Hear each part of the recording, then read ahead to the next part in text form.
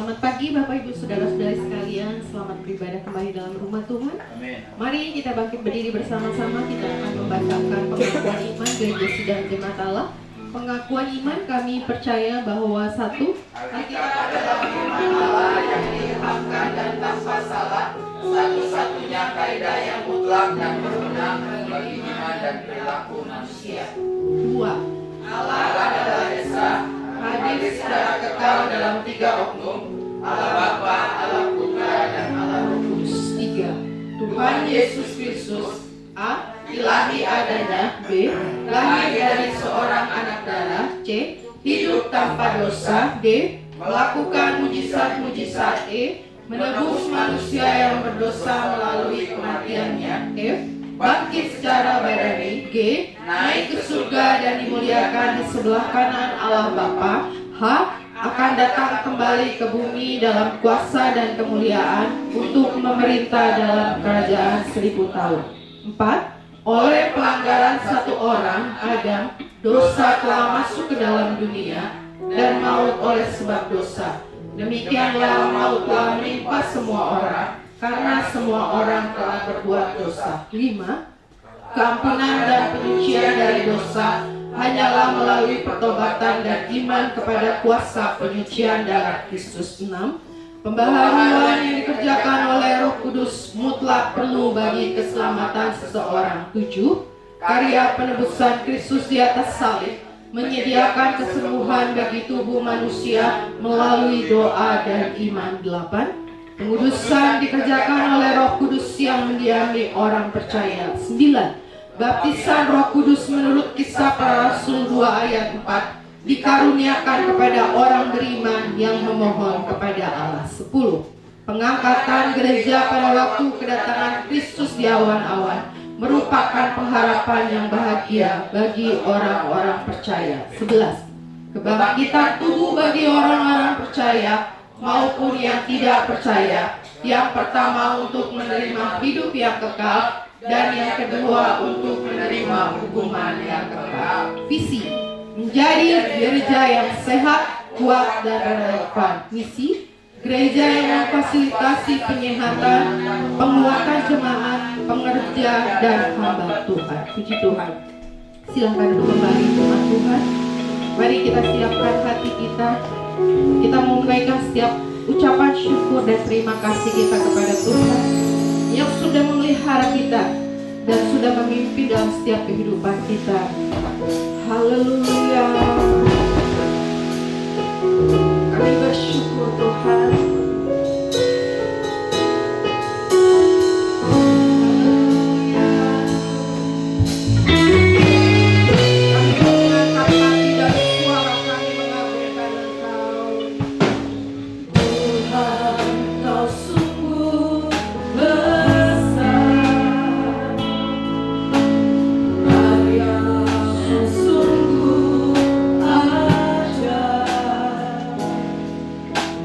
Tiada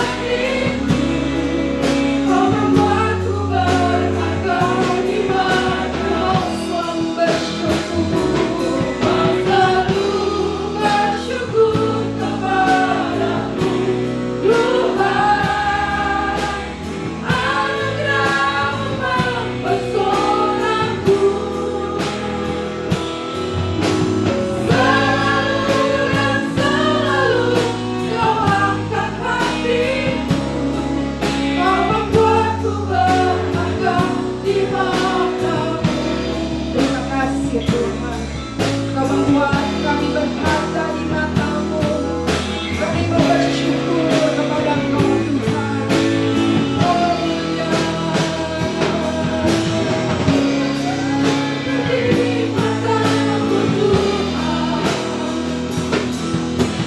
anugerah-Mu cukup bagiku berharga.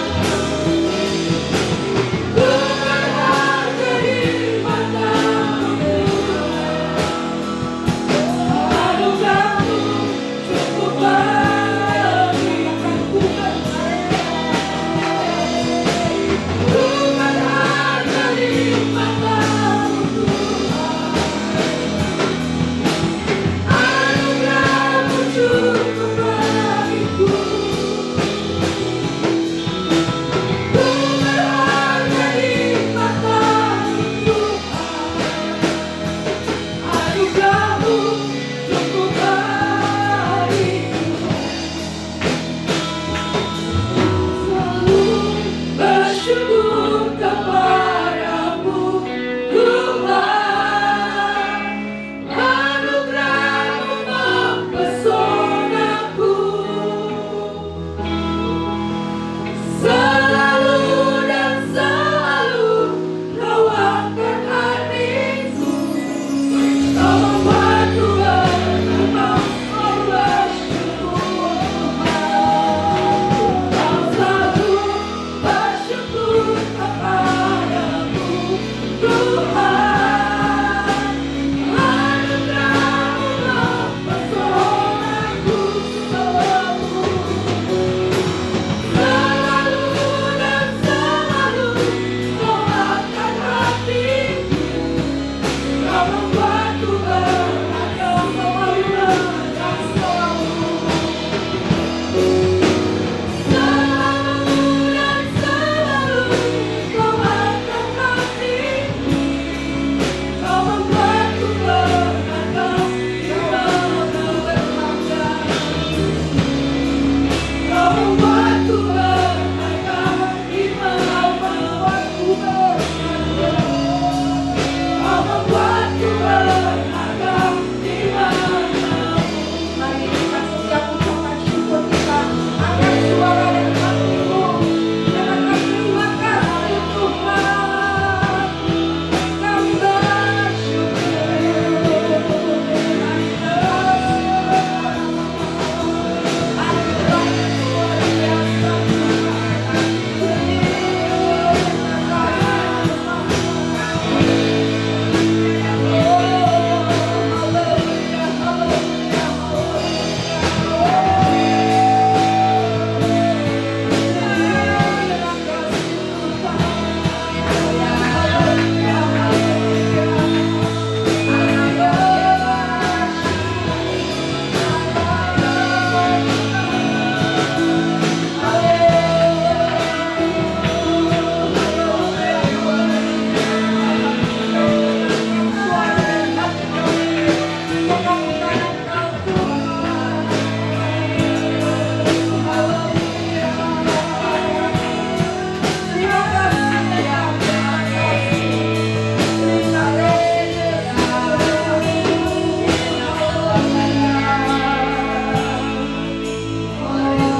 biasa Tuhan.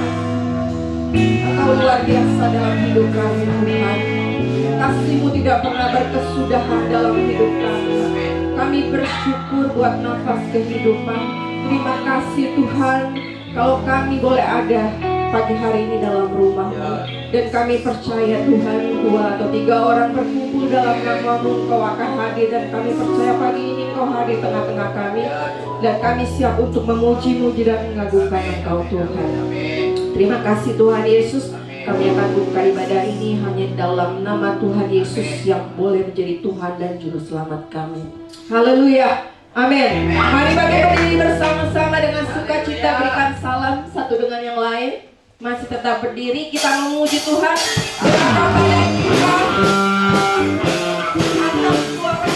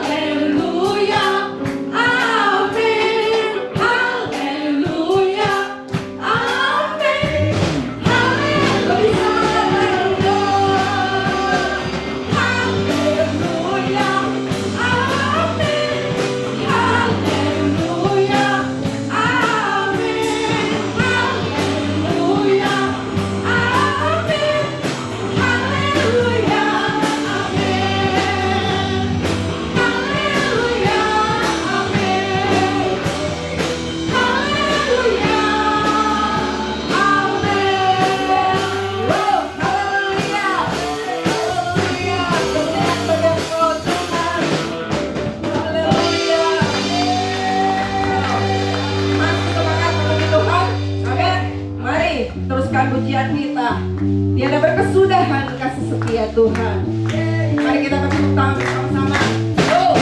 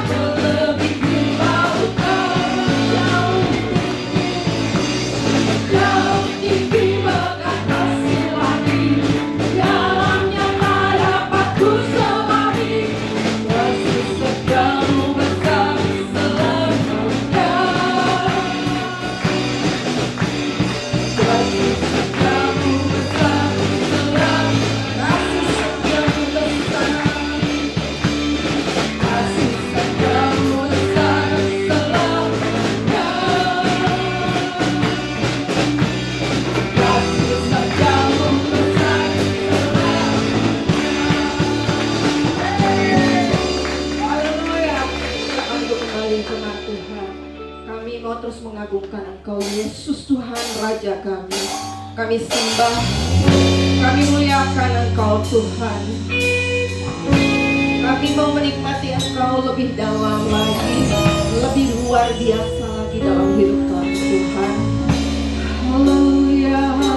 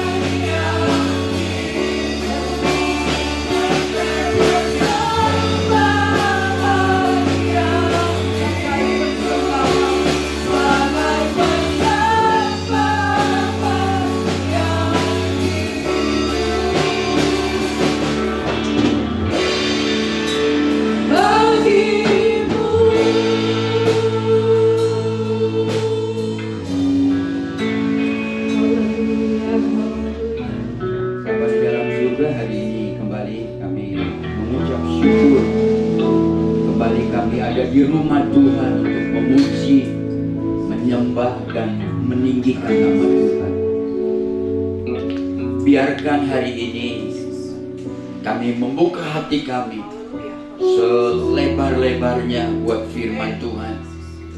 Kami mau memberi yang terbaik, hati yang terbaik, hidup yang terbaik, semuanya yang terbaik untuk Tuhan kami. Karena kami tahu selalu yang terbaik yang Tuhan sediakan kepada kami. Berkat-Mu di atas kebenaran firman ini Tuhan. Hamba menyerahkan pemberitaan firman ini Roh Kudus dalam tangan-Mu. Dalam nama Yesus kami berdoa dan mengucap syukur. Haleluya. Amin. Amin. Gak usah. Terima kasih. Baik Bapak dan Ibu, saudara-saudaraku, shalom, selamat pagi, selamat beribadah kembali. Dan ini adalah bulan yang ke-11. Jadi sudah 11 bulan di tahun 2024 ini. Sekarang kita akan lalui. Memang hari ini banyak yang tidak hadir karena ada pernikahan, jadi tidak bisa, mereka bisa hadir. Yang ada yang udah minta izin sih kemarin ke Bogor mengantar orang tua dan lain sebagainya. Kita lihat saja saudara, sepanjang bulan ini akan berbicara tentang no complain. Gak boleh, jangan mengeluh, jangan bersungut-sungut, istilah bahasa Alkitabnya, jangan protes. Apapun yang saudara hadapi, apapun yang saudara alami sepanjang minggu dan bulan ini, saudara hanya diizinkan untuk bersyukur saja, terima. Saudara nggak boleh marah-marah sama Tuhan, nggak boleh kesal sama Tuhan, nggak boleh tanya apapun, udahlah diam aja. Lebih baik saudara seperti Ayub saja, selalu datang kepada Tuhan. Saya tidak tahu apa yang akan Tuhan lakukan kepada saudara dan saya sepanjang bulan ini. Mengapa tema ini akan menjadi bagian di bulan November ini untuk kita. Saya tidak tahu apa yang terjadi, apa yang Tuhan sedang lakukan, sediakan dan lain sebagainya. Tapi sepanjang bulan ini Tuhan minta saudara, apapun yang saudara hadapi, jangan mengeluh sama Tuhan, jangan kesel, jangan ngedumel, jangan marah-marah, jangan bersungut-sungut pada Tuhan, gitu ya. Komplain itu apa sih? Tadi memang saya bisa bagi hanya dua poin, nanti kita bagi yang sampai 5 poin ya. Komplain itu apa sih? Komplain itu secara umum keluhan untuk menyampaikan ketidakpuasan seseorang atau keberatan dari seseorang kepada sesuatu yang mungkin dia terima, dialami dan lain sebagainya. Ketika saudara makan di restoran, mungkin karyawan-karyawannya, pramusajinya mungkin tidak berkualitas lah, tidak baik mungkin melayani saudara. Saudara komplain, atau pesanan saudara terlalu lama datang ke meja saudara, komplain. Atau saudara beli sesuatu dengan harga yang mahal tapi kualitasnya tidak sama dengan harga yang saudara terima, dengan kualitas yang saudara terima. Padahal saudara sudah bayar mahal. Saudara komplain, itu namanya komplain saudara. Artinya keluhan untuk menyampaikan ketidakpuasan atau keberatan kita kepada sesuatu. Jadi ketika saudara komplain, saudara mengeluh kepada Tuhan, artinya saudara sedang menyampaikan sebenarnya ketidakpuasan saudara, kekecewaan saudara kepada Tuhan, gitu ya, terhadap apa yang sudah Tuhan sediakan, yang sudah Tuhan lakukan kepada saudara. Itu komplain namanya. Saya mengatakan ketika kita sedang menyampaikan ketidakpuasan, komplain sama Tuhan, kita sedang mengatakan, Tuhan, aku nggak puas dengan cara Tuhan memperlakukan aku seperti ini. Aku tidak puas dengan berkat yang aku terima sepanjang bulan ini. Itu komplain, saudara-saudara. Saudara sedang memberitahukan kekecewaan saudara, kemarahan saudara, ketidakpuasan saudara kepada Tuhan, keberatan saudara kepada Tuhan ketika saudara komplain kepada Tuhan. Jadi ketika kita komplain, mengeluh kepada Tuhan, sebenarnya yang kita lakukan adalah sebenarnya sedang mengkritik apa yang Tuhan lakukan kepada saudara. Itu kalau kita komplain kepada seseorang, kita sedang secara tidak langsung atau langsung kita sedang mengkritik orang itu. Kalau kita komplain sama Tuhan, marah, kesal, mengeluh, bersungut-sungut kepada Tuhan, kita sedang mengkritik Tuhan sebenarnya. Jadi bahaya sekali sebenarnya kalau komplain. Komplain itu menunjukkan secara terbuka kekecewaan saudara. Kalau itu ditujukan kepada saudara, saudara sedang menunjukkan secara terbuka. Saudara sedang ngomong sama Tuhan, aku kecewa kepadamu Tuhan, gitu kan. Komplain itu, saya katakan sekali lagi, adalah pernyataan secara terbuka. Saya tidak puas. Kalau tempat lain, saya tidak puas atas pelayanan Anda, gitu kan. Saya tidak puas dengan kualitas barang yang saya beli kepada Anda. Itu komplain namanya. Secara terbuka. Jadi ketika saudara komplain sama Tuhan, saudara sedang mengatakan, aku tidak puas dengan apa yang Tuhan lakukan kepada. Kecewa aku sama Tuhan, gitu kan. Itu namanya komplain, saudara. Komplain itu kalau dikumpulin artinya beberapa dari Alkitab secara umum dan lain sebagainya, ada 5 sebenarnya. Yang pertama, tadi saya salah karena Google Translate membohongi saya. Jadi hari ini mudah-mudahan benar. Komplain itu istilah umum Alkitab dan lain sebagainya. Komplain itu artinya jangan mengeluh. Komplain itu jangan bersungut-sungut, gitu. Komplain itu jangan protes. Komplain itu jangan menggerutu. Tadi agak seru dan ditertawakan bahasanya. Awalnya di Google Translate jangan komplain itu tong ngawadul, padahal itu jangan bohong. Sekarang yang benar itu dari mereka-mereka yang ahli bahasa tong-tongan, yaitu tong kukulutus. Kita ini orang Muara Bungo susah ngomongnya. Orang Jambi, kukulutus. Bukan kukuruyuk. Tong kukulutus, gitu loh. Ya, itu semua. Jadi saudara tahu lah artinya no complain ya. Jadi nggak ada yang suka dengerin, nggak ada yang suka sama orang yang suka sama kukulutus. Kukulutus, we. Duduk kukulutus. Coba kalau saudara lihatin menggerutu, mengeluh melulu di samping saudara kepada yang duduk. Pada saudara ngomong, kalau bisa pindah aku dari sini, dari pindah tempat kursinya. Suami ngekulutus, pasti nggak suka istri. Apalagi istri. Kalau istrinya ngekulutus melulu, yang lainnya mengeluh, bersungut-sungut. Dikasih digoreng tempe marah, digoreng tahu doang marah.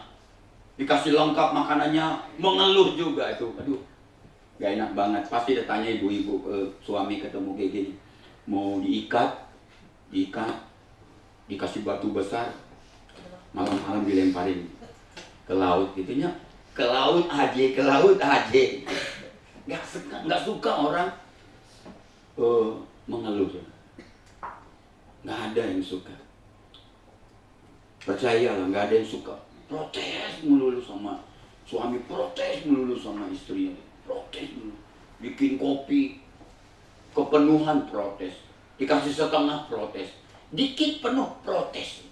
Bayangkan, nggak suka. Oleh sebab itu saudara-saudaraku, jangan kukulutus, ya. Bahasa Jambinya jangan kukulutus, sama. Karena nggak tahu bahasa Jambi. Oke. Dari Ratapan pasal 3:39, mengapa orang hidup mengeluh? Ini Nabi Yeremia ini sedang nanya karena fenomena waktu itu hampir semua orang-orang dimanapun, kondisi ekonomi seperti apapun, selalu untuk orang tuh mengeluh. Mengapa orang hidup mengeluh? Jadi Nabi Yeremia ini nanya gitu. Biarlah setiap orang mengeluh tentang dosanya. Tapi semua dikeluhkan gitu ya, saudara-saudara lihat tuh. Jadi kalau sekarang ini ditanya, kalau konteks sekarang ini ditanya begini, mengapa orang Kristen mengeluh aja sama Tuhan? Mengapa orang Kristen itu bersungut-sungut aja sama Tuhan? Mengapa orang Kristen itu protes aja sama Tuhan? Mengapa orang Kristen itu menggerutu aja sama Tuhan? Nggak pernah puas sama Tuhan. Mengapa orang Kristen itu kekelutusan melulu sama Tuhan deh? Gitu. Jadi itu maksudnya itu. Nabi Yeremia itu ngomong begini. Waktu saya lihat beberapa penyebab secara umum, saudara-saudaraku, penyebab seseorang tuh mengeluh, komplain ya.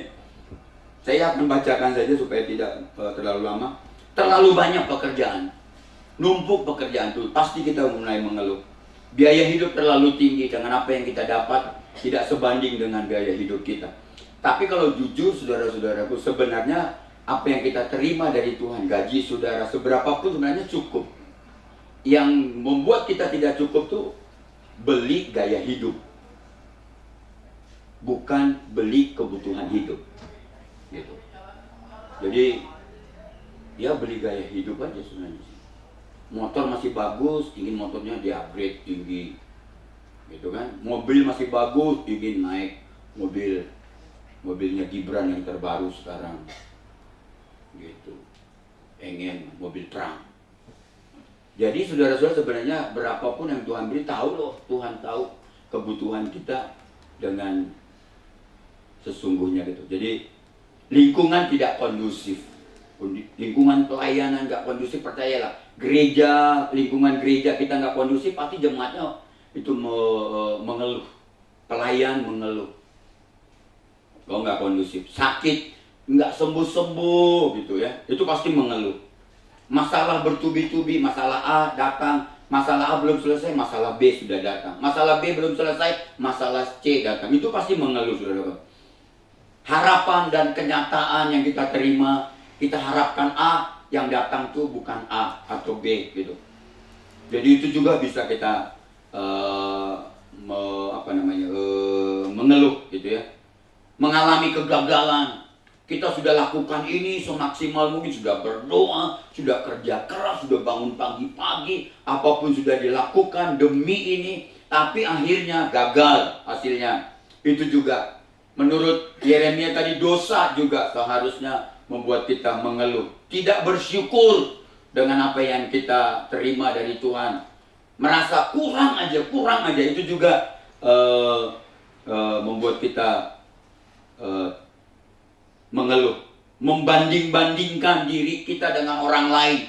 Selama saudara membandingkan diri saudara dengan orang lain, pasti ujungnya saudara mengeluh. Gak pernah puas dengan apa yang saudara terima dari Tuhan.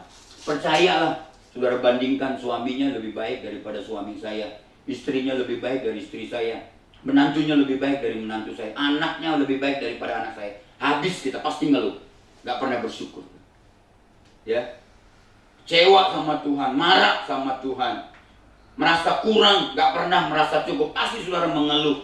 Itulah sebabnya kalau saudara lihat tuh di 1 Petrus pasal 4 ayat 9, Petrus tuh melarang, mewanti-wanti orang-orang Kristen, jangan bersungut-sungut, jangan marah-marah, jangan mengeluh, jangan ngedumel gitu. Jangan. Si Petrus ngomong gitu. Yakobus sama, saudara. Yakobus pasal 5 ayat 9 dikatakan, saudara-saudara, jangan kamu bersungut-sungut supaya kamu jangan dihukum oleh Tuhan. Begitu juga Paulus dalam Filipi pasal 2 ayat 14. Paulus menasihati orang-orang Kristen di Filipi, lakukan segala sesuatu tanpa bersungut-sungut, dikatakan, supaya kamu tidak bercacat dan tidak bersalah. Artinya dari nasihat Paulus ini dia mengatakan, lakukan segala sesuatu, lakukan apapun yang saudara sedang lakukan tanpa bersungut-sungut, tanpa mengeluh, tanpa kukulutusan, tanpa protes. Ingat, mengeluh, menggerutu, bergumam, protes, kukulutus menunjukkan Tuhan. Rasa kecewa kepada Tuhan. Ketika Anda mengeluh, ketika Anda menggerutu, ketika Anda bergumam, ketika Anda protes, ketika Anda kuku lutut, kita sedang menunjukkan bahwa kita tidak berterima kasih dengan apa yang Tuhan beri kepada kita.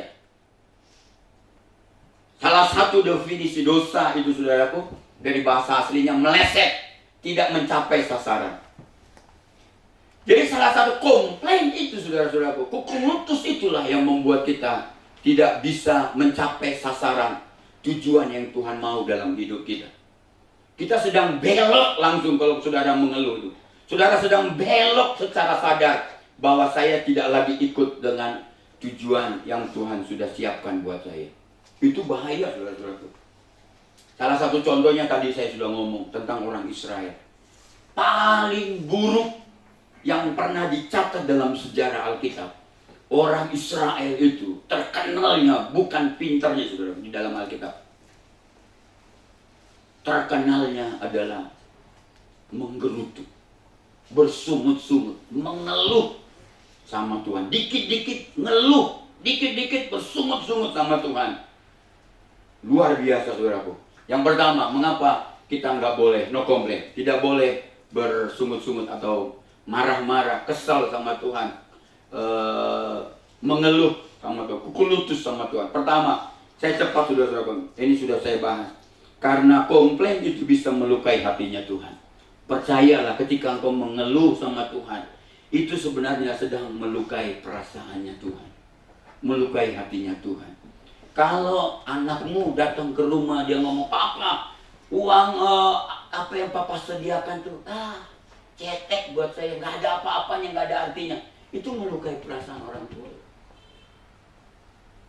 Jadi ketika anak tuh komplain sama kita, dia menganggap apa yang kita berikan, yang kita sediakan kepada anaknya, dan anak mengatakan, ini mah kayak gini mah, kecil ini mah, nggak ada apa-apanya. Kita itu melukai perasaan kita, melukai hati kita.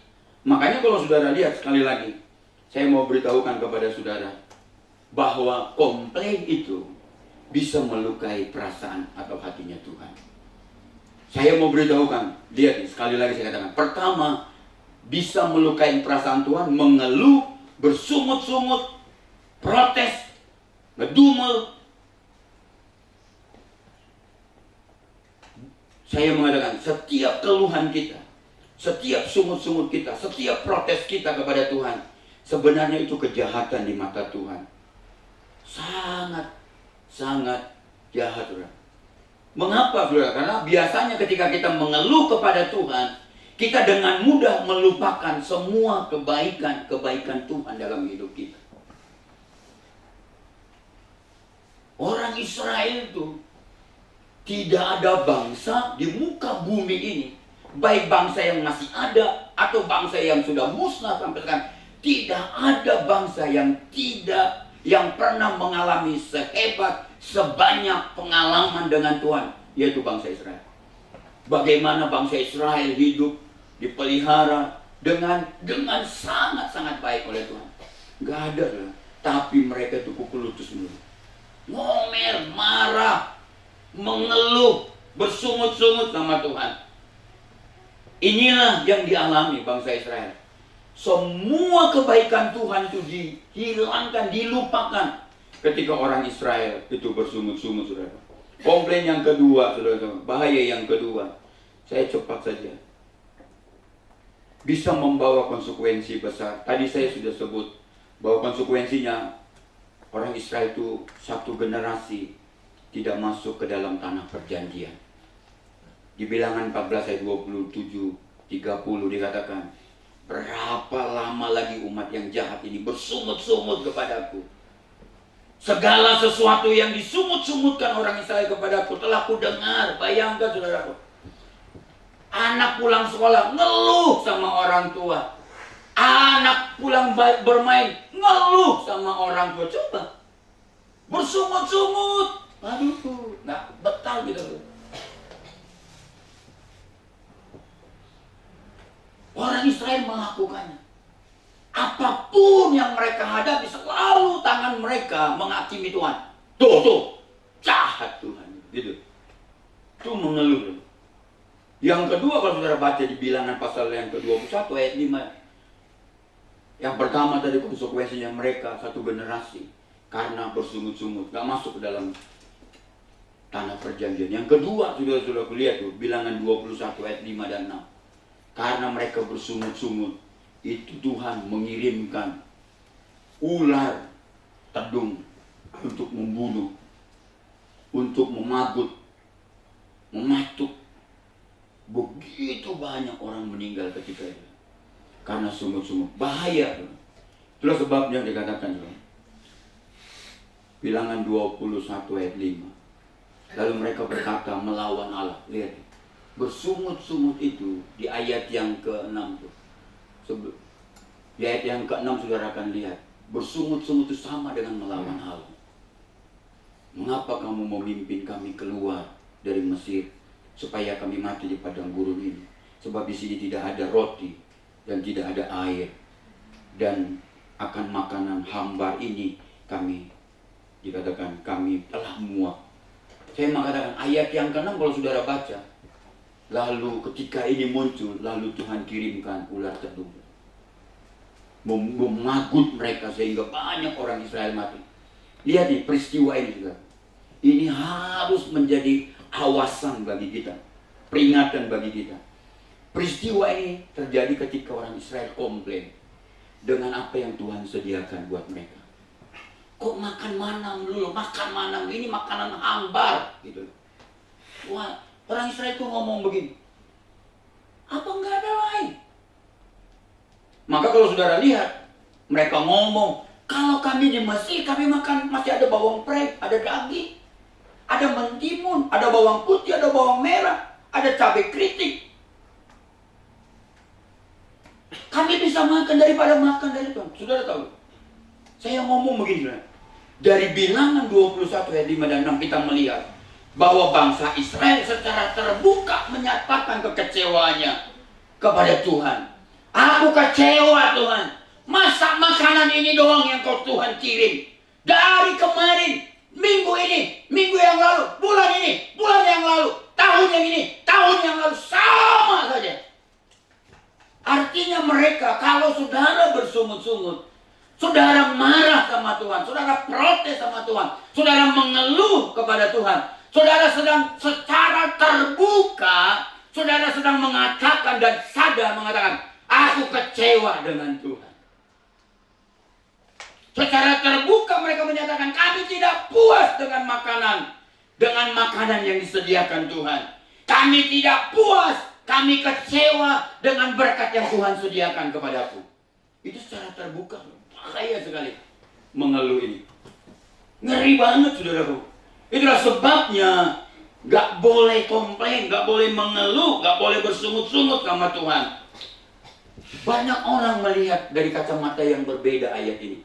Tuhan jahat sekali kok sampai ngirim ular tedung ya. Tapi kalau saudara melihat ketika mereka bersungut-sungut, ini di hadapan semua bangsa itu.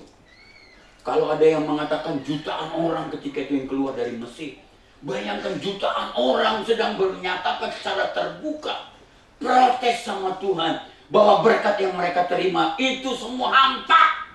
Gak ada nilainya, gak ada kualitasnya. Coba bayangkan, ngeri sekali. Jadi kalau saudara mengeluh sama Tuhan, mungkin saudara sudah kerja keras tapi hasilnya gak mengeluh sama Tuhan. Saudara sedang secara terbuka menyatakan kekecewaan. Saudara protes sama Tuhan. Coba, betapa ngerinya itu.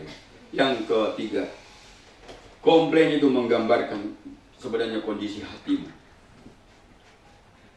Dalam Lukas 6 ayat 45 mengatakan, menyebut ketika seseorang komplain itu sedang menunjukkan kondisi hati kita sebenarnya. Siapa dirimu? Kondisi imanmu, karaktermu yang sesungguhnya. Coba kalau kita komplain, saudara-saudaraku, di rumah makan, orang akan ngomong, ya orang ini memang cetek sekali kualitas hidupnya. Ini menyatakan isi hati kita. Makanya Tuhan ngomong jangan bersungut-sungut. Kalau kau bersungut-sungut, kau sedang protes dengan apa yang Tuhan berikan, dengan apa yang Tuhan lakukan pada hidupmu. Kalau engkau protes, kalau engkau bersungut-sungut, kau mengeluh, saudara-saudaraku, engkau sedang mempertontonkan isi hatimu yang sesungguhnya kepada Tuhan. Komplain itu, saudaraku, yang keempat. Mudah-mudahan saya agak lama menulis ini. Komplain itu menyebabkan kemarahan. Nggak ada orang protes tuh nggak marah. Ketika saudara disenggol sama motor, saudara ngomong, "Bapak nyenggol saya, terima kasih ya." Nggak ada saudara-saudara kayak gitu. Silakan pulang. Aku doakan berkat Tuhan. Enggak. Kamu nyenggol saya, padahal sen saya kan udah ada nih, udah ke kanan. Dari awal saya udah ngomong. Marah, saudara, komplain itu menunjukkan kemarahan. Menunjukkan bahwa kita ini lebih baik dari dia. Bayangkan kalau kita komplain sama Tuhan. Kita sedang menunjukkan, aku marah nih Tuhan. Nih, kamu gak tahu aku marah. Lalu mau marah, mau apa kek, gak ada apa-apanya saudara. Kita ini gak ada apa-apanya. Sedang mengatakan, Tuhan aku lebih baik daripada kau. Aku bisa memberi hidupku, bisa melakukan apapun yang terbaik dalam hidupku daripada Tuhan yang berikan, sediakan buat hidupku. Marah gitu, komplain gitu tuh. Itulah sebabnya saya katakan, jika seseorang terus menerus komplain, jika seseorang terus menerus mengeluh, jika seseorang terus menerus bersungut-sungut, protes, kekelutusan kepada Tuhan, maka orang itu terpancing menjadi emosi dan marah. Akhirnya dia kecewa. Marah itu menghasilkan kecewa. Kecewa itu menghasilkan kata-kata nggak jelas, kata-kata yang nggak baik, kata-kata jahat kepada Tuhan. Kalau kau marah, kecewa, pasti yang dari mulut kita, siapapun yang kita marahin, kata-kata kita pasti kata-kata jahat.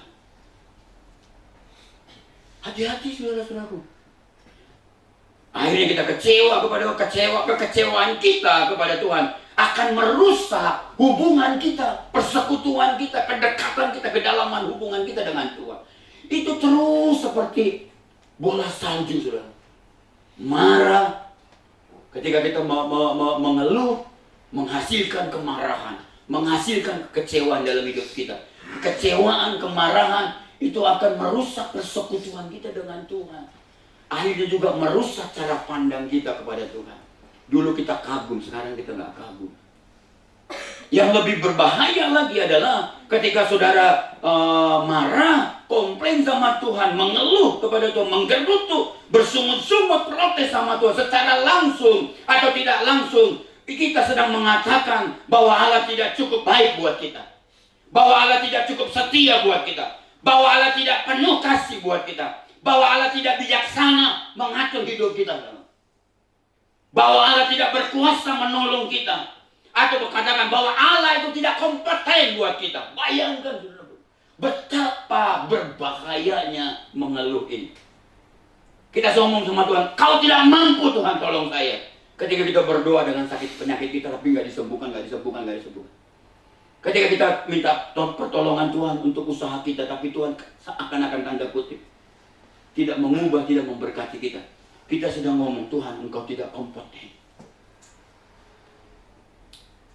engkau tidak berkuasa menolong saya. Kita meragukan kemahakuasaan, kehebatan Tuhan. Bahaya dulu. Inilah alasannya mengapa Tuhan mengatakan jangan mengeluh, jangan bersungut-sungut.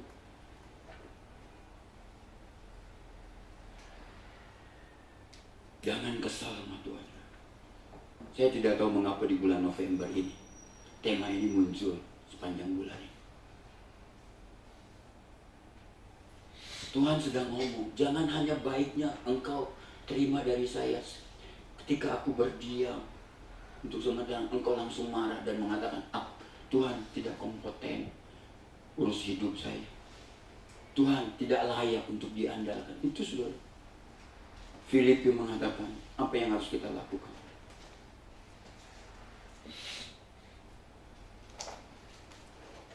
Filipi mengatakan, bagaimana?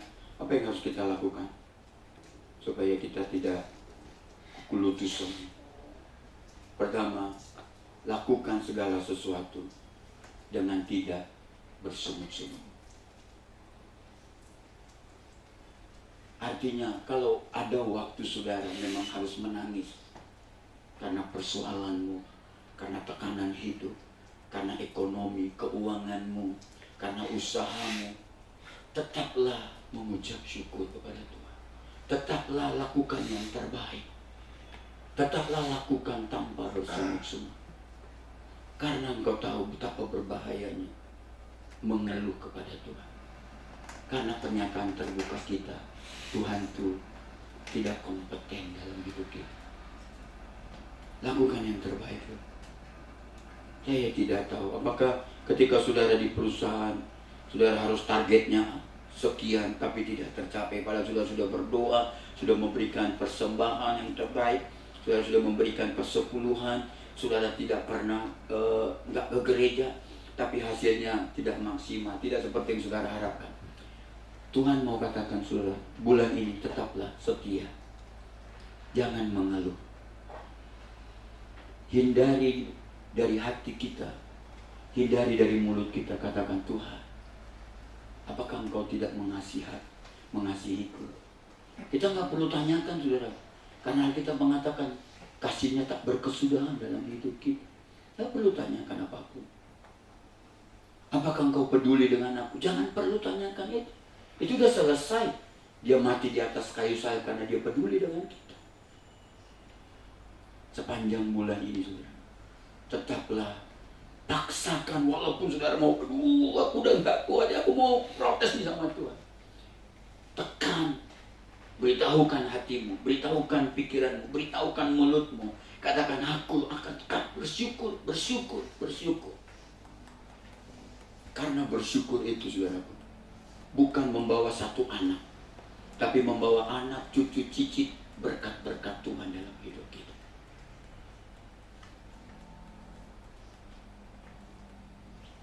Jangan sampai bulan ini sebenarnya tanah perjanjian kita itu ada bulan ini, tapi karena kita menggerutu akhirnya kita tidak mencapai tanah perjanjian kita. Jangan seperti orang Israel, karena mereka hanya makan mana, dia ngomong makanan ini hambar. Mereka melupakan kebaikan Tuhan. Mereka lupa bahwa mereka pernah ditolong oleh Tuhan untuk mengeluarkan mereka di tanah Mesir, di bangsa Mesir, di perbudakan Mesir selama ratusan tahun. Mereka lupa untuk mengeluarkan mereka. Tuhan harus memberikan 10 tulah untuk membebaskan mereka, menyelamatkan mereka dari kejaran Firaun dan tentaranya. Tuhan harus membelah laut Teberau dan menenggelamkan Firaun dan tentara-tentaranya di tengah-tengah laut itu. Mereka lupa ketika mereka di mana mereka hanya menemukan minuman air pahit. Tuhan mengubahnya dengan air yang manis, air yang segar. Mereka lupa semuanya.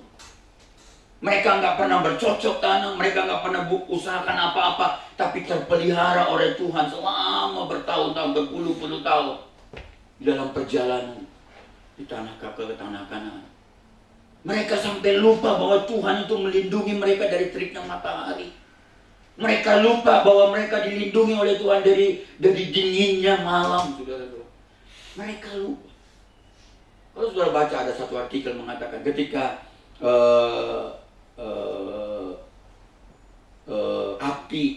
tiang api itu menyelimuti mereka, keluar pada malam hari. Ada artikel mengatakan bahwa itu sepertinya Tuhan sedang menyelimuti mereka. Betapa karena dinginnya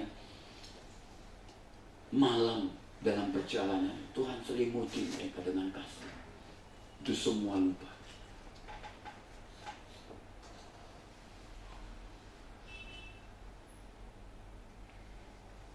Betapa baiknya Tuhan, kita bisa melupakan kebaikan-kebaikan Tuhan karena kekecewaan kita kepada Dia.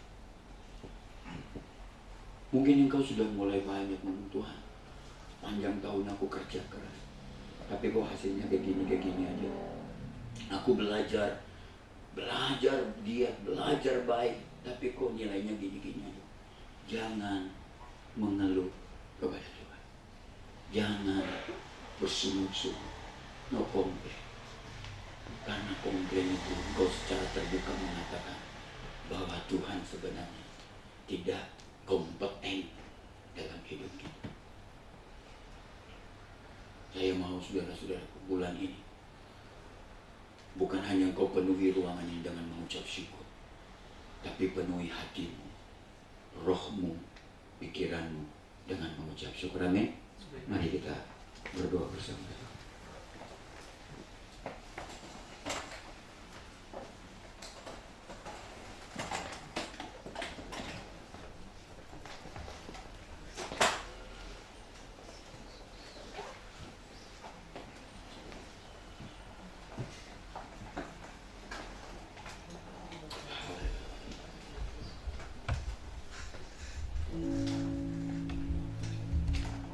Glory. Nanti petugas dari perjamuan bisa datang bersama-sama dengan saya.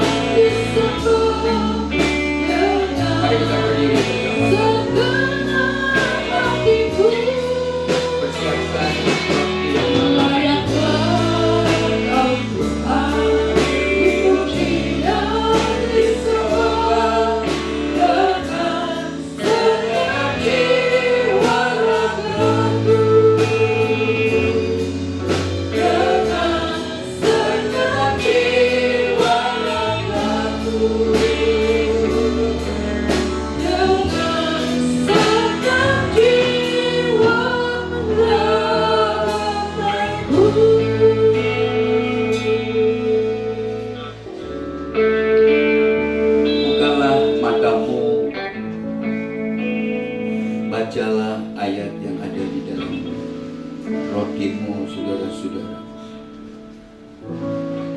Biarkan ayat ini akan menjadi rema sepanjang minggu ini buat saudara. biarkan ayat ini berbicara kepada saudara. Dan angkatlah rotimu di hadapan Tuhan. Apakah sebab apa yang telah kuteruskan kepadamu, telah aku terima dari Tuhan, yaitu bahwa Tuhan Yesus pada malam waktu ia diserahkan mengambil roti, dan sesudah itu ia mengucap syukur atas, dia memecah-mecahkannya dan berkata, inilah tubuh yang diserahkan bagi kamu. Perbuatlah ini menjadi peringatan akan aku. Mari kita memakannya dalam nama Tuhan Yesus.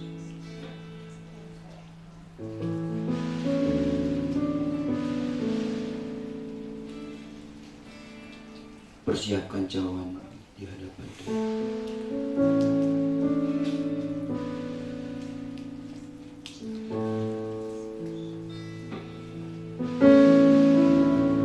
Cawan ini dimeteraikan oleh darah Tuhan Yesus.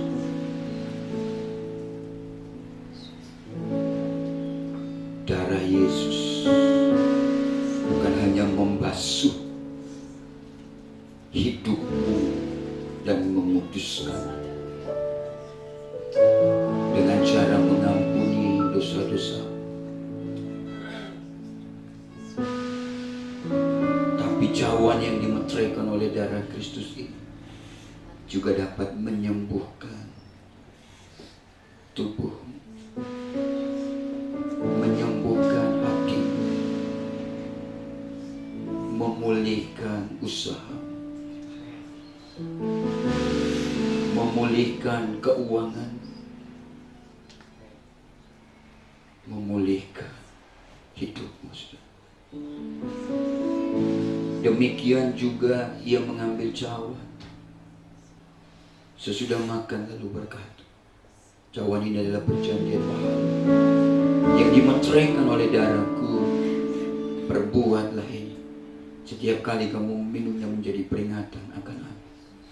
Sebab setiap kali kamu makan roti dan minum cawan ini, kamu memberitakan kematian Tuhan sampai ia datang. Mari kita meminumnya di dalam nama Tuhan Yesus.